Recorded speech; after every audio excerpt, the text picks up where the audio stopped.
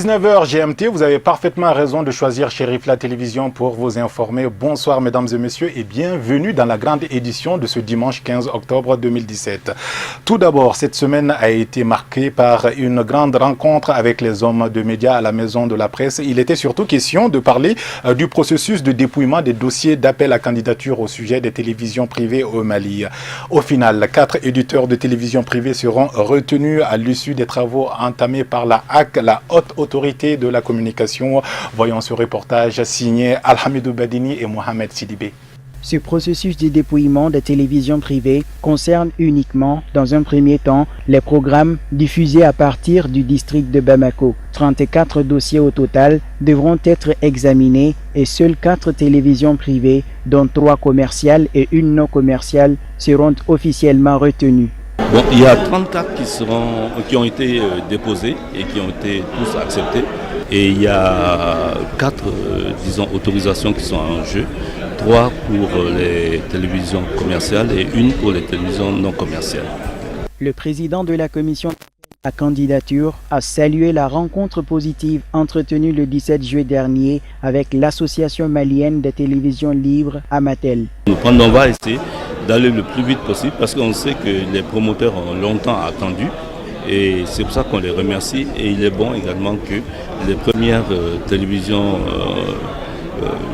ayant passé à l'appel d'offres puissent commencer à travailler et à travailler sans limite. Parce que le schéma que nous avons trouvé est un schéma de consensus, mais c'est un schéma qui quand même bride beaucoup les télévisions privées. Pour mener à bien les travaux dans l'impartialité, la Haute Autorité de la Communication a fait appel au concours d'experts extérieurs compétents qui sont toutefois exempts du droit délibératif car la décision finale est prise par le collège de la Haute Autorité de la Communication au terme de cette délibération. Et ces 34 seront remis dans un premier temps à la commission des experts qui va regarder froidement la qualité des dossiers et qui va transmettre ses conclusions à la commission spéciale qui, elle, à son tour, passe à son propre dépouillement et ensuite qui donne ses conclusions au collège de la HAC. Donc ça passe par 3 filtres, donc les experts, ensuite la commission spéciale et ensuite le collège de la HAC. La Haute Autorité de la Communication assure de même qu'au-delà des 4 télévisions libres qui seront bientôt autorisées à diffuser en temps plein, elle déploiera des efforts pour satisfaire la forte demande dans un délai raisonnable. Elle entamera dès demain mercredi le processus de dépouillement des dossiers, mais pour l'heure, aucune date officielle sur la proclamation des résultats n'est annoncée.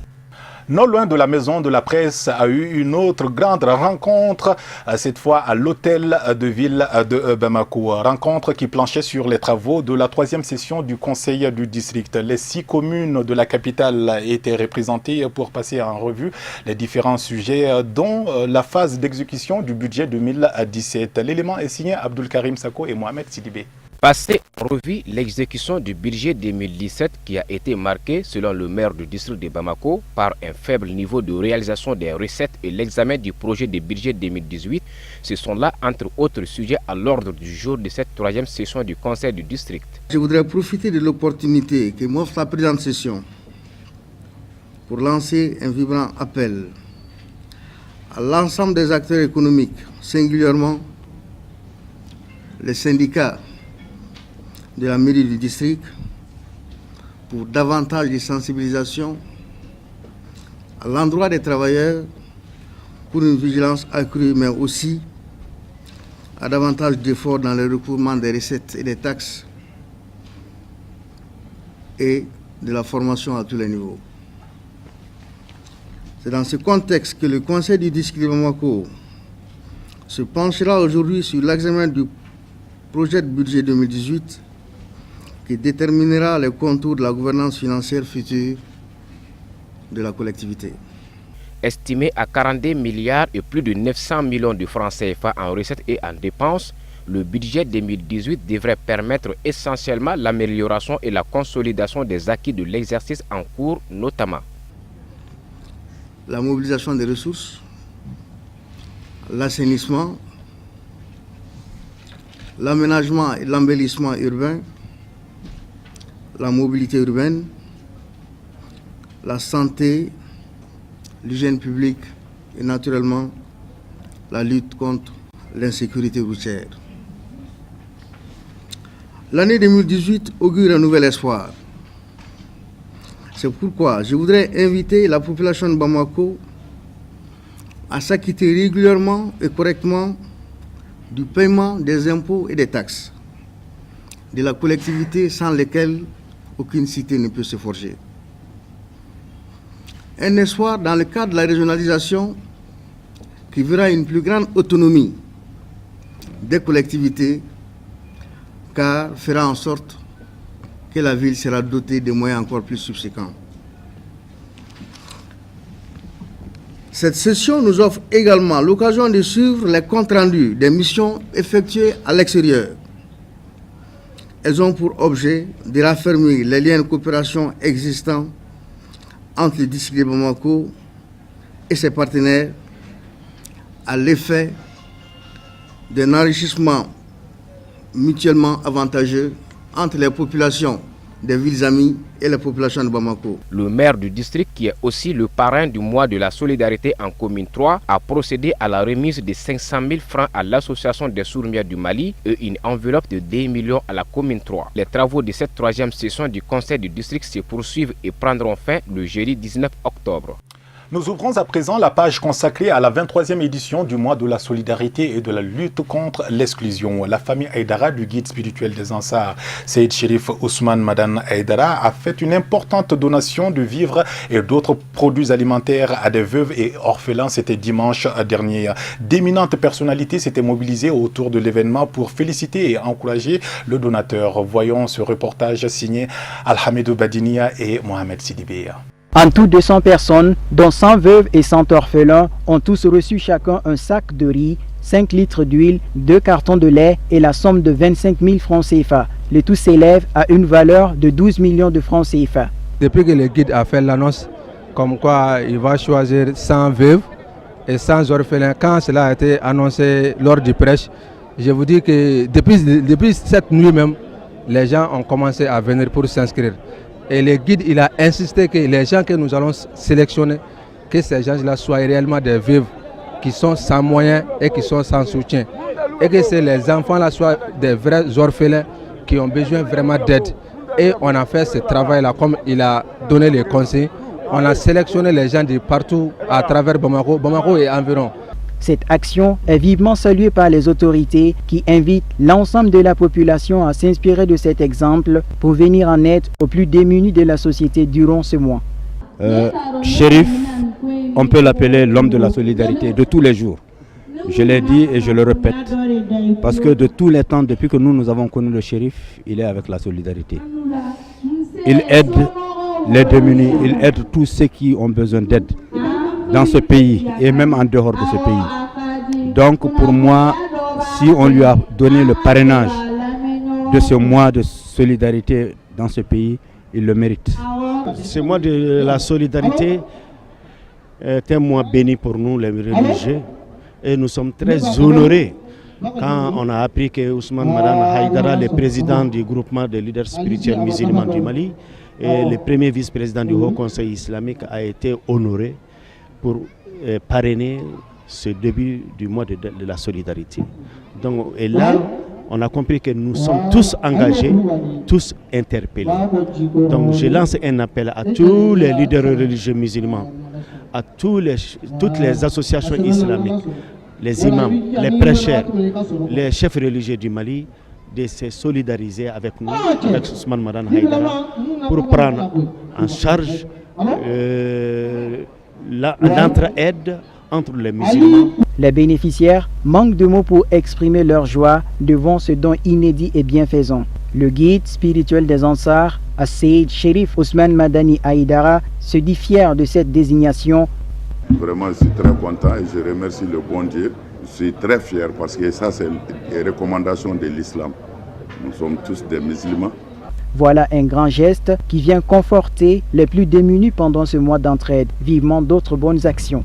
Nous quittons la capitale Bamako pour la première région du pays, c'est-à-dire Kaye, où la section des Ansars a organisé une journée de don de sang ainsi qu'une importante cérémonie de remise de vivres aux personnes les plus vulnérables de la région. La cérémonie s'est déroulée en présence du gouverneur de Kaye. Il y avait également le représentant du guide spirituel des Ansars. Nos envoyés spéciaux Tata Touré et Ibrahim Koulibaly Ibé. Le mois d'octobre consacré au Mali, à la solidarité et la lutte contre l'exclusion sociale demeure une opportunité idéale pour agir en faveur des couches vulnérables. Président du groupement des leaders spirituels musulmans du Mali et guide spirituel des Ansars étant le parrain national de cette 23e édition, l'association musulmane pour le soutien à l'islam, section de Kaye, n'a pas voulu y rester en marge. Pour apporter sa pierre à la commémoration de ce mois, elle a organisé une journée de don de sang pour contribuer à sauver des vies. Mesdames et messieurs, je remercie et félicite par la même occasion le principal donateur, Ousmane Madani Haïdara, qui a accepté de mettre à la disposition des populations démunies de la ville de Kaye. Je me réjouis particulièrement, chers religieux, de la manière dont l'islam est pratiqué ici dans la région de Kaye. Tout de suite, en regardant les différents intervenants, j'ai vu certains qui étaient barbus, d'autres avaient des pantalons courts, et moi je suis imbert. Ça veut dire que nous sommes tous des musulmans. Je déclare lancer les activités de la 23e édition du mois de solidarité et de lutte contre l'exclusion dans la région de Kaye. Je vous assure que près de 75% des poches de sang que l'hôpital Fusendao utilise provient d'Ansardine. Et ce n'est pas de façon ponctuelle, c'est de façon régulière. Mais au-delà de cela, à chaque fois qu'un malade est dans les besoins d'une poche de sang, que nous appelons souvent les sangs rares, par exemple le groupe A qui est donneur universel, ou le groupe O qui est les receveurs universels, souvent on a des problèmes. Mais quelle que soit l'heure, quand on appelle aux responsables d'Ansardine de Kaye, ils trouvent les donneurs identifiés, les donneurs indiqués, et ils les mettent en route pour venir secourir son prochain à l'hôpital. Et c'est là, quelle que soit l'heure. Au cours de la cérémonie, le maire de la commune urbaine de Kaye a affirmé que les autorités régionales ne peuvent qu'accompagner cette initiative. Car rien ne peut remplacer le sang. Or, le besoin en sang se pose avec acuité tous les jours dans nos établissements de santé. Le besoin en sang existe toujours, que ce soit à Kaye ou partout au Mali. C'est un besoin qui est récurrent. On a toujours besoin de sang, compte tenu de beaucoup de facteurs. Et c'est pourquoi l'Ansardine, depuis très longtemps, s'est imposé le devoir de donner du sang aux populations où elles résident chaque fois que le besoin se fait sentir, chaque fois qu'on lui fait appel. Précisons que lors de cette journée, l'association des Ansars a distribué des dons importants aux populations, notamment aux veuves et aux personnes handicapées d'une valeur de 5 100 000 de francs CFA. En tout, 200 personnes ont toutes reçu chacune un sac de riz, 5 litres d'huile et 2 alvéoles d'œufs. Le guide spirituel de la Fédération Ansardine compte appuyer cette initiative gouvernementale. Pour honorer cet engagement de guide que le bureau de Kaye mettra à la disposition de l'hôpital Al-Fusendao de Kaye, 200 postes de sang, au groupe vulnérable de Kaye, 200 sacs de riz, 200 alvéoles d'œufs, avec un kit constitué d'un sac de riz, d'un bidon d'huile et d'un alvéole d'œufs pour les 200 bénéficiaires identifiés. Nous sommes venus ici ce matin pour honorer notre chef, Assed Chérif Ousmane Madani Haïdara, le gouvernement malien qui nous a donné le parrainage du mois de solidarité. Bon, c'est pour cela qu'on est là ce matin, tous les membres de l'association Ansardine. Nous sommes là ce matin à l'hôpital Al-Fusendao pour un grand don de sang à l'honneur du mois de solidarité et à l'honneur de notre chef Assed Chérif Ousmane Madani Haïdara. Les bénéficiaires n'ont pas manqué d'exprimer leur sentiment de joie et ont formulé des remerciements à l'appui des bénédictions pour le guide. Pour la représentante des femmes Elle souhaite servir d'exemple aux femmes du monde entier en leur donnant la chose la plus précieuse qui est le sang, car, dit-elle, ce sont les femmes qui donnent la vie et elles ont le devoir de la préserver.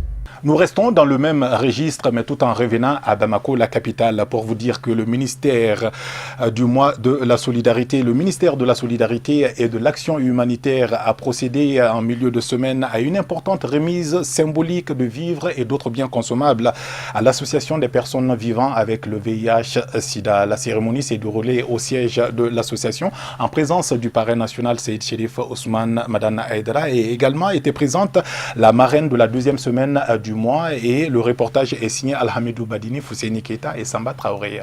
Du riz, de l'huile, du sucre, du lait, voilà entre autres le don qu'a reçu l'Association malienne des personnes vivant avec le VIH-Sida. Une occasion pour l'association de remercier les actions salvatrices du ministère de la Solidarité et de l'Action humanitaire et de formuler des doléances à l'endroit du guide spirituel des Ansar pour son implication personnelle afin de l'aider à relever les défis auxquels elle est confrontée.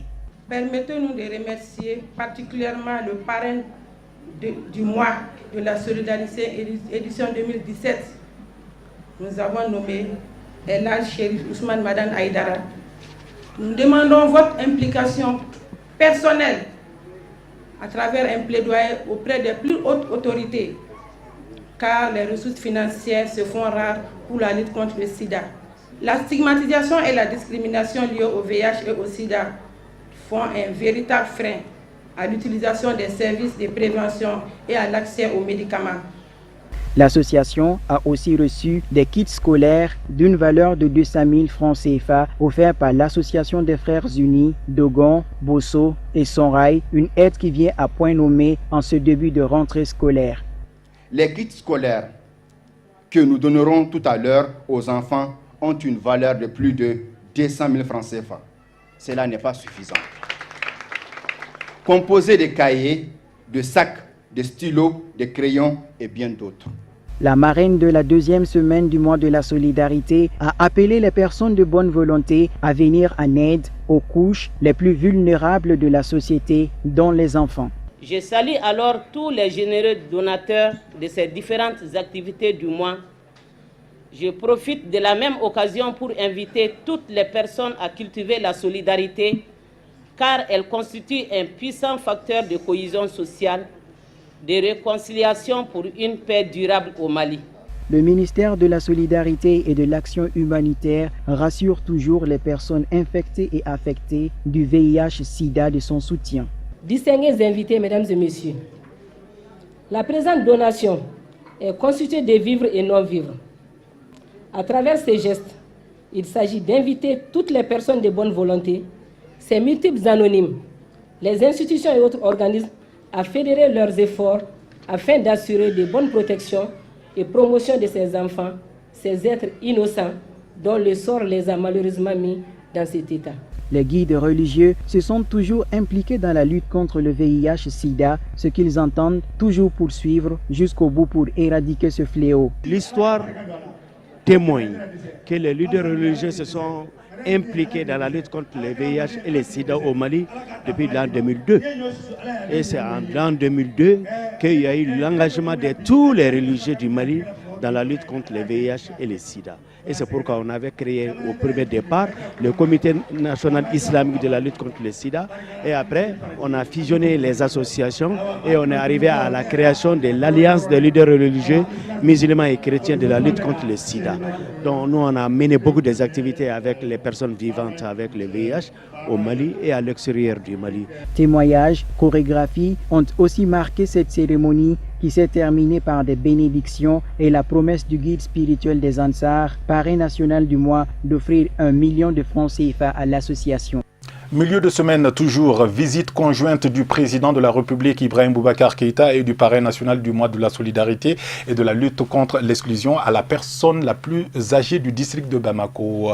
Djikoroni Para Abdoulaye, c'est la résidence de la doyenne Kadia Togola, 127 ans, qui a reçu pour la 4e année consécutive un lot de cadeaux de la part du chef de l'État. Des moments d'émotion ont particulièrement meublé cette visite historique. Reportage.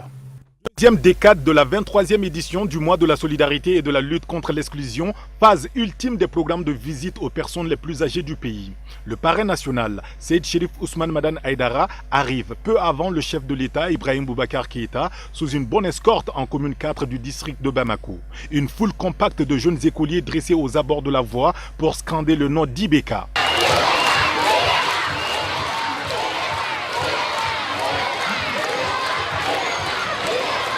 Après les salutations protocolaires, Ibeka et Seyd Cherif Ousmane Madane Haïdara se dirigent directement vers la concession de la doyenne d'âge du district. La vedette du jour, la voilà, Kadia Togola, certainement pas la doyenne de l'humanité, mais avec ses 127 ans, elle est sans conteste la plus âgée des Bamakois, faute de dire des Maliens. Ne souffrant d'aucune maladie chronique et visiblement en forme, la doyenne d'âge du district reçoit des mains du président son lot de cadeaux composés de noix de cola, 3 pains vax, un tapis de prière, un chapelet, un couvre-lit, une canne plus un imposant bélier, le tout couronné d'une enveloppe financière. Et ce n'est pas tout. Le guide spirituel des Ansars a également offert à Kadia Togola une importante somme comme cadeau.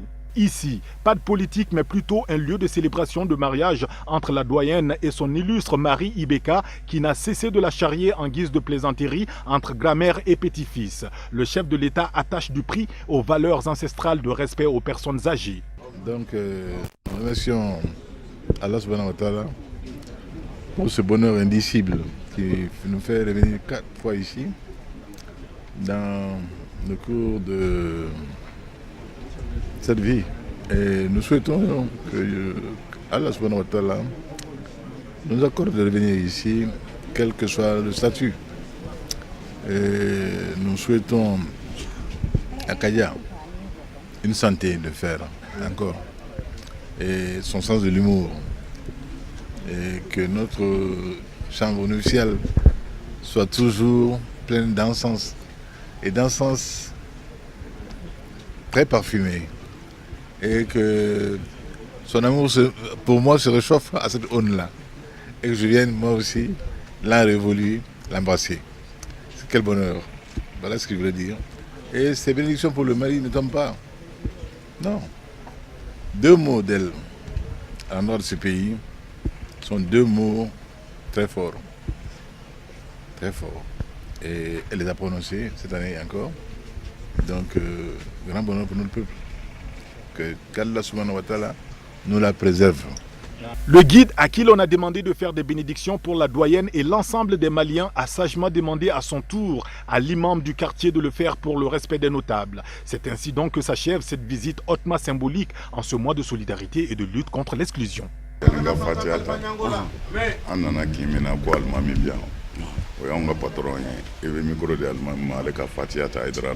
على كل شيء قدير سبحان ربك رب العزة عما يصفون والسلام على المرسلين والحمد لله رب العالمين. Voilà donc une occasion de grande mobilisation pour accueillir le président Ibrahim Boubacar Keïta ainsi que le parrain national du mois de la solidarité et de la lutte contre l'exclusion. Pour la circonstance, le maire de la commune 4, le gouverneur du district de Bamako, le parrain de la semaine ainsi que les membres du Récoutrade étaient tous présents pour donner un cachet particulier à cette visite rendue à la doyenne Kadia Togola. Au cours de cette visite, le parrain national a saisi une fois de plus l'occasion, et cela en présence du chef de l'État, pour remercier les autorités maliennes pour sa désignation. Une fierté sans doute, mais également un rôle qu'il compte jouer pleinement durant tout ce mois afin de venir en aide aux couches les plus démunies de la société. Une recommandation de l'islam même en dehors du mois de la solidarité. Je suis très content. Comme tu vois tout à l'heure, le président de la République est venu pour saluer la plaie âgée, on peut dire comme ça. Bon, ça c'est très bon parce que c'est l'islam qui a recommandé ça.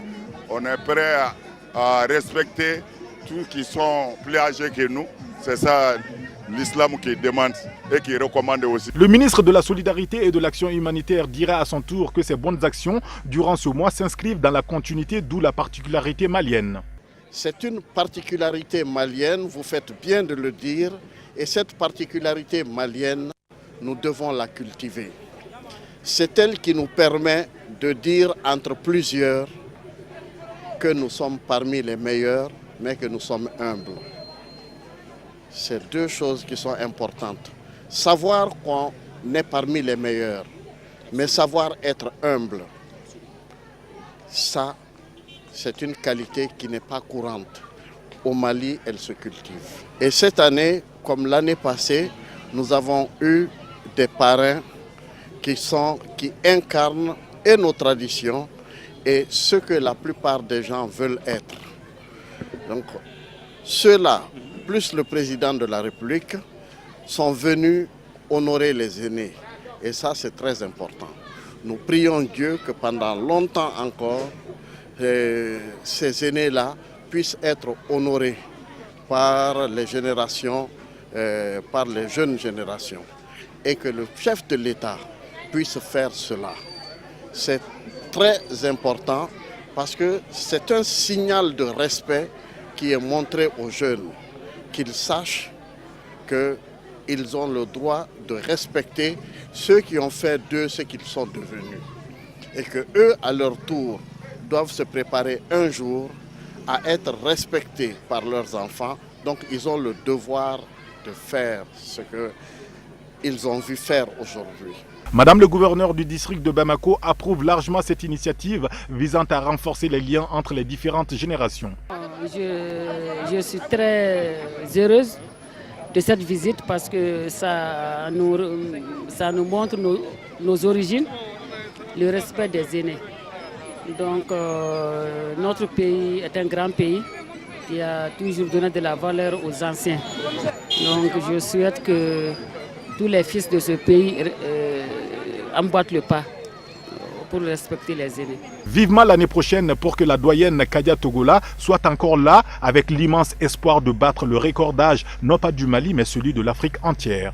Et pour finir cette grande édition, en fin de semaine, le gouvernement malien a organisé une table ronde avec ses partenaires techniques et financiers pour la mobilisation des ressources pour le 5e recensement général de la population et de l'habitat du Mali. C'était vendredi à l'hôtel Salam sous la présidence du ministre de l'Aménagement du territoire et de la population, Hamadoun Diallo et Seydou Niaré. Commentaire.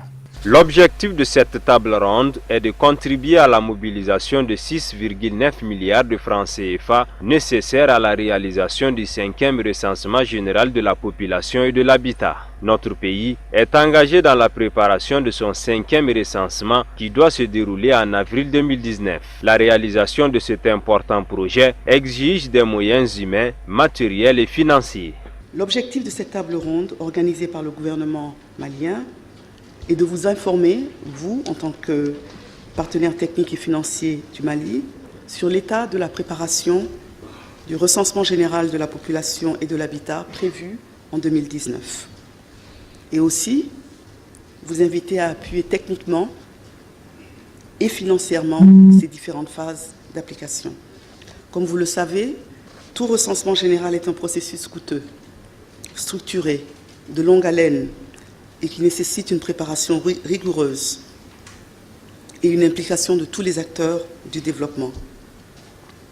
Le recensement de 2019 aura pour particularité d'utiliser pour la première fois au Mali une plateforme intégrée comprenant entre autres des smartphones pour la collecte de données, des logiciels de dernière génération pour le transfert de ces données et des serveurs de stockage.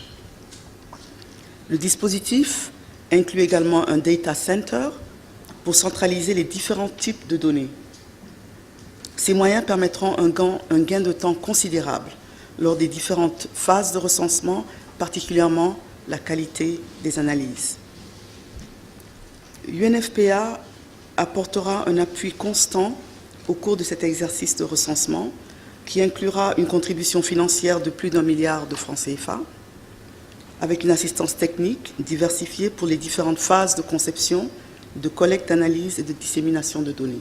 Le financement de ce 5e recensement constitue un grand défi que le Mali doit relever en mettant en place un mécanisme approprié pour mobiliser les ressources financières nécessaires tant au plan interne qu'externe. Le coût estimatif actuel du 5e recensement s'élève à environ 15,6 milliards de francs CFA. Le gouvernement a pu mobiliser 55% de ce coût, soit 45% est à mobiliser auprès d'autres partenaires. Distingués invités, mesdames et messieurs, le recensement général de la population et de l'habitat, communément appelé RGPH, est la source privilégiée des données démographiques pour la planification du développement. Convaincu de l'importance de cet exercice, le Mali a déployé des efforts importants depuis son indépendance à travers 4 grands recensements pour assurer le suivi de la dynamique démographique qui a connu d'importantes mutations dans notre pays. De 3 600 000 habitants à l'indépendance, donc en 1960, cette population dépasse de nos jours 18 millions d'habitants, avec un taux de croissance intersagittaire actuel de 3,6%. L'envergure de cette opération nécessite l'accompagnement d'une expertise internationale pour assurer sa réussite. Par ailleurs, l'acquisition de smartphones, comme venait de le dire Madame la représentante, ou des tablettes pour la collecte des données se fait à un coût élevé pour lequel le pays devra trouver les ressources financières nécessaires. Le ministre ajoutera que le contexte sécuritaire difficile dans certaines zones du Mali, dans les régions du nord et centre du pays, constitue un vrai défi pour assurer l'exhaustivité de ce recensement. Rappelons que l'organisation de cette table ronde des bailleurs est la principale action stratégique que le gouvernement compte entreprendre pour mobiliser ses ressources. Voilà donc cette grande édition touche quasiment à sa fin. Juste le temps pour moi de vous inviter à suivre la version en langue nationale bamanakan avec Kafouné Bachili à 21h. Allez, bon début de semaine à toutes et à tous et à très bientôt sur Chérif la télévision.